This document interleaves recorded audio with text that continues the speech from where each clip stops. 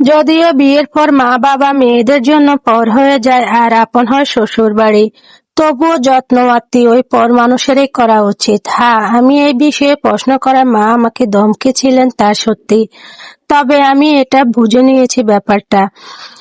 ভাবি আসলেই অনেক দোষ ত্রুটি, নইলে মা নিজে থেকে পছন্দ করে তাকে আনলো, তবুও কেন সে মায়ের মন রেখে চলতে পারলো না? আমাদের মা কি খারাপ? তিনি কত ভালোবাসে আমাদের।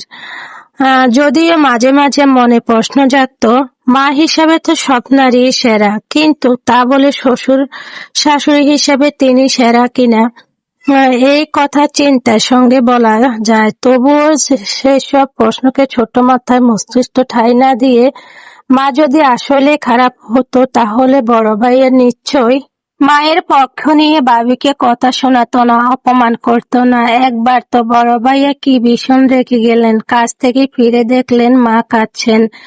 ভাবির কি একটা কথায় জের ধরে ভাইয়া তো টেনে হিঁচড়ে ভাবিকে নিয়ে এলেন মায়ের সামনে, বললেন, ক্ষমা চাও, নয়তো আজই হবে এই বাড়িতে তোমার শেষ দিন।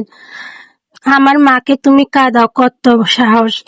ভাবি মিনমিনিয়ে কিছু একটা বলতে চেয়েছিলেন, ধমকের চোটে শেষে আর পারেননি। ক্ষমা চেয়ে ঝামেলা চুকিয়েছিলেন।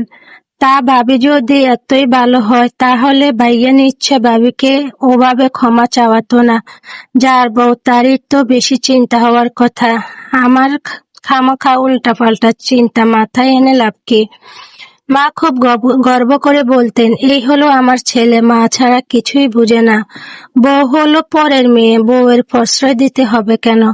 বউ থাকবে পায়ের তলা, তাই না? তাই তো মা, তা দুলিয়ে নিজে নিলাম আমি।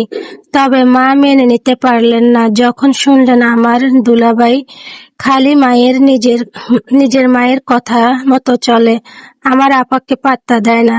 কি মস্ত খারাপ ছেলে সে! ছি ছি! মায়ের সঙ্গে আমিও সহমত তুলে বললাম, ছি ছি! এমনিতেই বড় ভাবির জ্বালায় সংসারে অশান্তি শেষ নাই। মা কেবল হাই উতাস করে দুঃখ বিলাস করেন পাশের বাড়ির চাচিদের নিকট। সেই দুঃখের মধ্যে আমাদের জীবনে নেমে এলো আরো ঘোর দুঃখ। বাবা মারা গেলেন হঠাৎ করেই।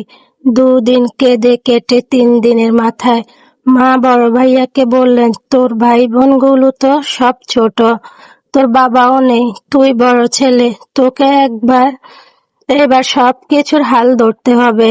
তোর যে অনেক দায়িত্ব বাবা, বড় ছেলে তো সব দায়িত্ব হয়, তাই না?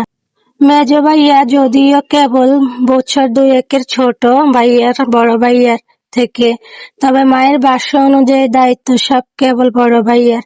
তাই তো দেশ ছেড়ে কয়েক টাকা উপার্জনের উদ্দেশ্যে পাড়ি দিল বিদেশে।